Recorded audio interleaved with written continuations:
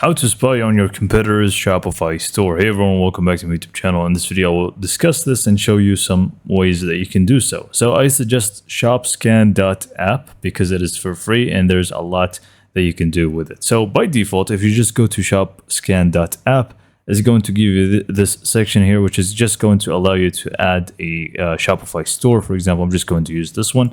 Click on scan. It's just going to show you the apps that they have used or downloaded and pretty much the apps that they're using. So this is one way to go about it. And also the Shopify theme. Now this store in particular, I can't really detect the theme that they're using, but mostly it's actually going to do so and give you the theme that they're using. But this is not only it, this is only the shopscan.app, but if you scroll down a little bit, you should be able to find also more free tools. So all of these are just going to really depend on what you actually want to get out of it. So mainly you would want to go for the Shopify product scraper, which is just going to show you some more data about the products that they use. So the prices, descriptions, images, and so on, and also the store analyzer. So you can just go and install these to your Chrome or any browser, and they're just going to work for you. So I'm just going to install this one, for example, and show you how it works.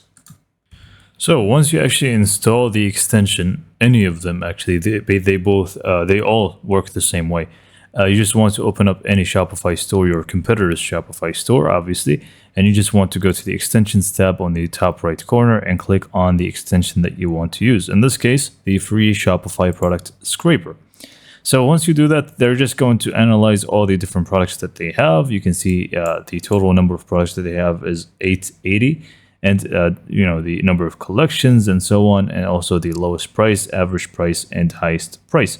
But you can even get more details if you click on export all products, and you can just download that and see everything for yourself.